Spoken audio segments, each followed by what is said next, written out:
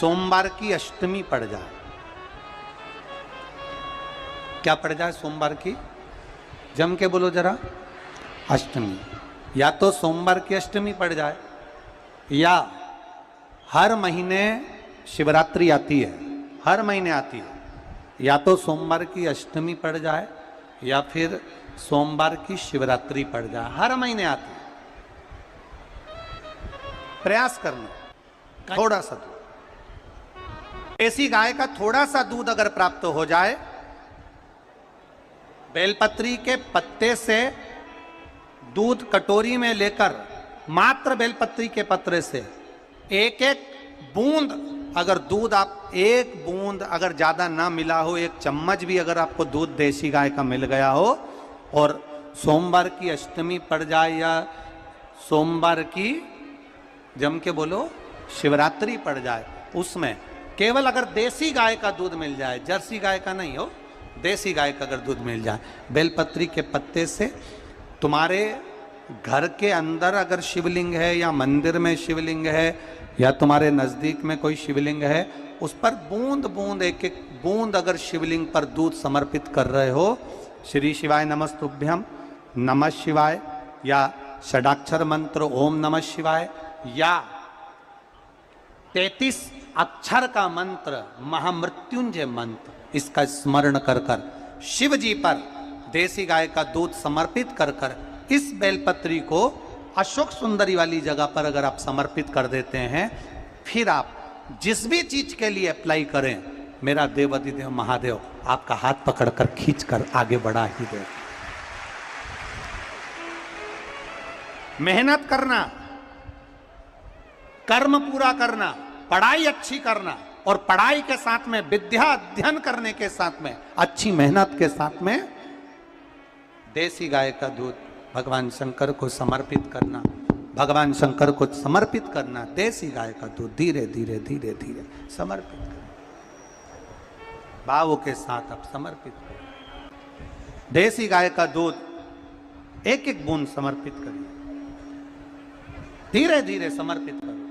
और देसी गाय का दूध जब धीरे धीरे समर्पित करें, बड़े रास्ते से, आनंद से धीरे धीरे जब आप समर्पित करेंगे, बेलपत्री वही दूध में सनी हुई बेलपत्र, अशोक डंडी का भाग शिवलिंग की ओर नहीं होना चाहिए, उस समय पर डंडी का भाग जहाँ से पानी बहकर जाता है अशोक सुंदरी की ओर से, वहाँ पर होना चाहिए। कार्य में सफलता मिलती ही है। शिव तत्व को धारण कर। सोमवार की अष्टमी का मतलब आपको इंदौर की कथा में बताया था, जिस दिन शंकर और पार्वती के मिलन का दिवस हो, और केवल एक माता पार्वती के अकेले मिलन का नहीं, 64 योगनियां तक भगवान शंकर से मिलने के लिए आती है। पीला चंदन लगा लेना, कितना लगाना है, बीच वाला जो पत्ता है उस पर पीला चंदन। जब आपको लगे कि मेरा जीवन बहुत कष्टमय है, अब ये रोग, अब ये कष्ट दूर ही नहीं हो रहा, अब ये आए दिन तकलीफ पर तकलीफ बढ़ती जा रही है, आए दिन रोग बीमारी, पैसा घर में बच नहीं रहा, बहुत कष्टमय जीवन है, इसमें लगाओ पीला चंदन बेलपत्री की बीज पत्ती पर। महाराज,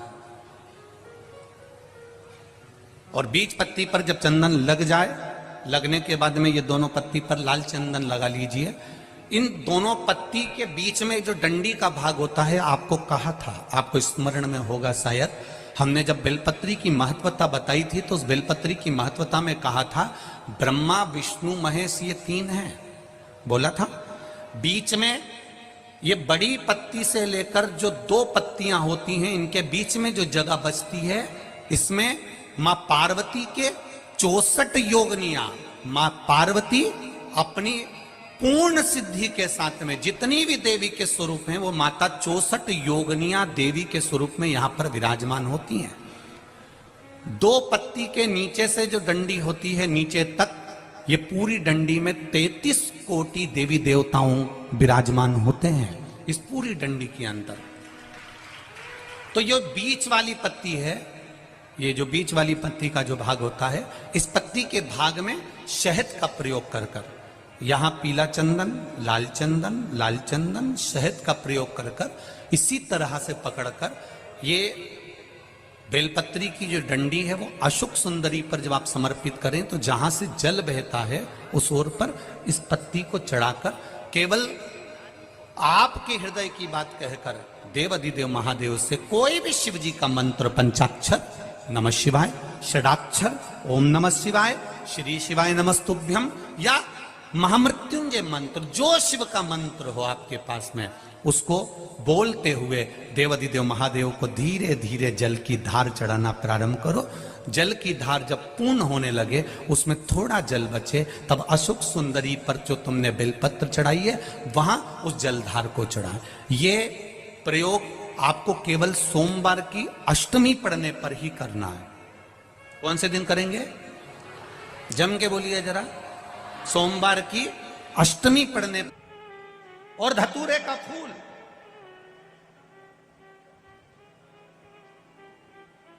कांटे वाला धतूरा और उसमें लगने वाला एक पुष्प, आस्था चैनल पर आप लोग देख रहे होंगे धतूरे के फूल का दर्शन।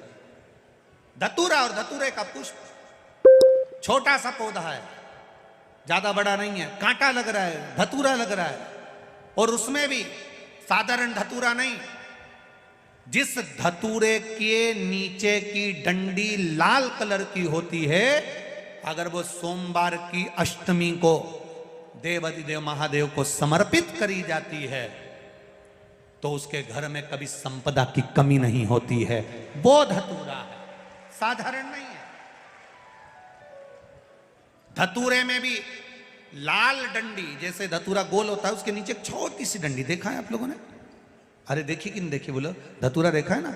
धतूरे के अंदर एक नीचे छोटी सी डंडी होती है, जब तोड़ोगे तो वो डंडी का कलर अगर लाल है, वो डंडी का कलर अगर लाल है, और कभी हम तो कहेंगे जैसे बड़ी बीमारी जिसको हो जाती है, लीवर, किडनी, कैंसर आदि का बड़ी बीमारियों से जो जूझ रहा होता है, प्रयास करो, प्रयास महामृत्युंजय का जाप कर कर, महामृत्युंजय का स्मरण कर कर, एक लाल डंडी का धतूरा प्रयास करना।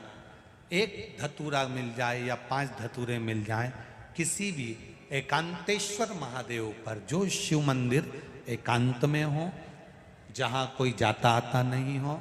वैसे तो अब बहुत मुश्किल है कि ऐसा मंदिर मिल जाए जहाँ कोई जाता आता नहीं हो। पहले की बात दूसरी है, अब बात दूसरी है। फिर भी कहीं आप रोड पे से निकल रहे हो, एकांतेश्वर महादेव अगर आपका दिख जाए, बहुत बीमारियों से ग्रसित हो, तो भी महामृत्युंजय जाप का स्मरण कर कर या किसी विद्वत ब्राह्मण जन से महामृत्युंजय मंत्र का जाप कराकर, या भगवान शिव के मंत्र का जाप स्वयं कर कर, वो भी ना बने तो पंचाक्षर मंत्र नमः शिवाय, षडाक्षर मंत्र ओम नमः शिवाय, या श्री शिवाय नमस्तुभ्यम जप कर वो लाल डंडी का धतूरा 5 एकांतेश्वर महादेव को आप समर्पित कर सकते हो। रोग थम जाएगा, जो दवाई खाओगे वो शरीर को लगना प्रारंभ हो जाएगी और आप स्वस्थ होने वाली थी। सावन की पहली, और मालूम पड़ा कि वो कथा छत्तीसगढ़ की पवित्र धरा पर है। अर्थात भजन का बल, भक्ति का बल, स्मरण, ये सब खींच कर लाते हैं। चुंबक देखिए आप लोगों ने, वो चुंबक को गंगा में रस्सी बांधकर गोताखोर डालते हैं और उसमें चिपकने वाला जो भी सामान होता है वो चिपक जाता है। लकड़ी नहीं चिपकती, कपड़ा नहीं चिपकता, प्लास्टिक नहीं चिपकता। वो चुंबक में जो चुंबकीय तत्व होते हैं वही चिपकते हैं।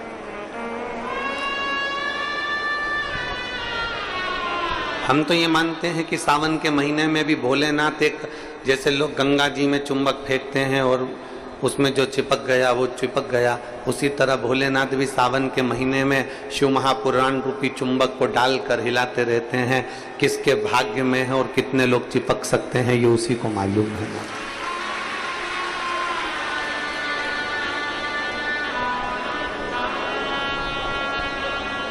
72 साल बाद ऐसा सावन आया है, और उस सावन में अगर भगवान की विरल भक्ति हमारे मुख से हो रही है, भजन हमारे मुख से हो रहा है, कीर्तन हमारे मुख से हो रहा है, तो आप और हम तो सब शिव के चरणों के दास हैं।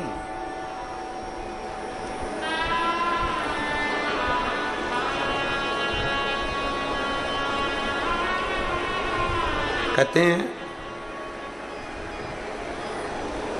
शिव महापुराण की कथा कहती है,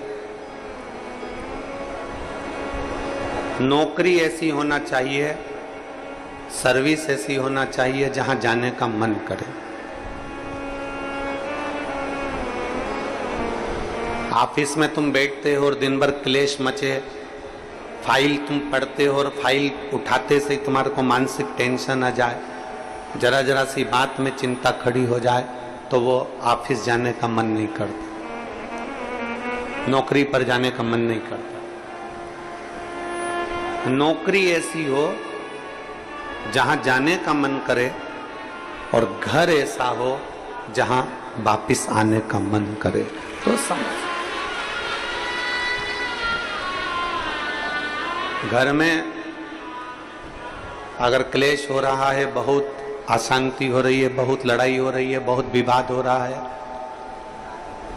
कहीं सास का मुंह फूला रहे, कहीं बहू का मुंह फूला रहे, कहीं बेटे का, कहीं बेटी का, कहीं माँ का, कहीं पिता का, कहीं भाई, कहीं बंधु, इनके मुंह फूले रहे, तो घर में आने का मन नहीं करता। पत्नी का दिन भर मुंह फूला रहेगा तो पति का घर आने का मन नहीं करेगा। माँ बाप का अगर मुंह फूला रहेगा तो बच्चों का घर आने का मन नहीं करेगा। नौकरी ऐसी हो जहां जाने का मन करे, मन करे आपका कि मुझे बड़े उत्साह से जाने का। एक प्रश्न आपसे पूछते हैं, उम्मीद है कि आप लोग उत्तर अच्छा देंगे। हमने भी पढ़ाई करी, आपने भी पढ़ाई करी, हमने भी विद्याध्ययन करा, आपने भी विद्याध्ययन करा। जब स्कूल में पढ़ते थे, मैथ का सब्जेक्ट आता या साइंस का आता, इंग्लिश का आता, कोई सब्जेक्ट जब सामने आता, तो कोई कोई टीचर इतना अच्छा होता था कि उसके सब्जेक्ट में भले मन ना लगे पर उसके सब्जेक्ट में बैठने का मन जरूर करता था। बोलो सही है कि गलत? बोलो सही है कि गलत? और कोई कोई टीचर ऐसा होता था कि उसके सब्जेक्ट में जाने का मन नहीं करता था।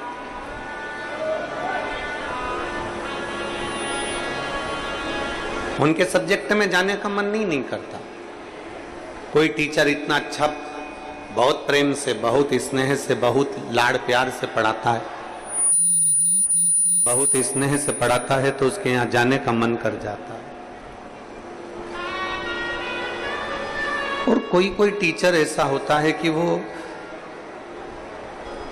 पढ़ाता है पर उसके अंदर इतना क्रोध, इतना गुस्सा है, कहीं मारना, कहीं ठोकना, कहीं अपशब्द कहना, कहीं कुछ कहना, तो मन ही नहीं करता कि उस टीचर के पास में जाकर बैठा। पढ़ना है आपको, सारे सब्जेक्ट पढ़ना है आपको, और प्रत्येक सब्जेक्ट को आपको तैयार करना है, प्रत्येक सब्जेक्ट आपको पढ़ना है, पर आप उस टीचर के सब्जेक्ट में नहीं जाओगे।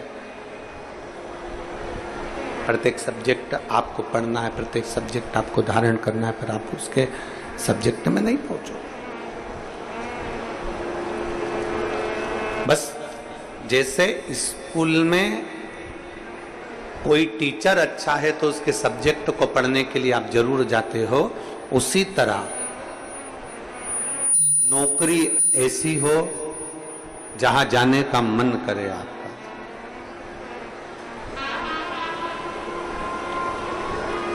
नौकरी ऐसी होना चाहिए जहां तुम्हारा जाने का मन करे, जहां तुम्हारा बार बार मन करे, 5 भी बज जाए ना तो भी मन करे कि थोड़ा आधे घंटे और काम कर लूं, 1 घंटे और काम कर लूं, 15-20 मिनट और काम कर लूं। नौकरी अगर अच्छी है तो तुम्हारा जाने का मन बड़ा करेगा और वहां बैठने का भी मन करेगा। तो शास्त्र कहता है कि नौकरी ऐसी हो जहां तुम्हारा जाने का मन करे, और घर ऐसा हो जहां पर सब प्रेम से रहते हो, तो नौकरी से और दुकान से घर आने का मन करे, तो समझ लो कि तुम्हारा घर श्रेष्ठ है। तो समझिए कि उसमें तुम्हारी श्रेष्ठता है।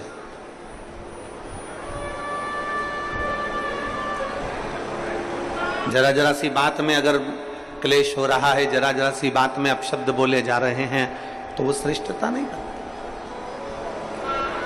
लोरमी वालों ने भी बहुत व्यवस्था कर रखी थी, परंतु कीचड़ इतना है, मिट्टी काली है, पानी पड़ा हुआ है, इसलिए प्रशासन भी उस चीज को हाँ नहीं भर पाया, क्योंकि उनको दिखता है कि इतना लाखों में। अब आप देखिए कि 3 पंडाल बड़े बड़े डूम भरे पड़े हुए हैं, उधर भी बाहर भक्त हैं, उधर भी बाहर भक्त हैं, और इधर देखोगे तो चारों तरफ बाहर पूरे के पूरे भक्त भरे पड़े हुए हैं। प्रशासन भी ये चीज देखता है कि इतने शिव भक्त आएंगे तो वो आराम से कथा सुने, आराम से रहें, आराम से खाएं, आराम से अपना भजन कीर्तन करें और आराम से कथा श्रवण कर कर अपने अपने घर को जाएं, किसी को कोई कष्ट ना हो। ये प्रशासन भी देखता।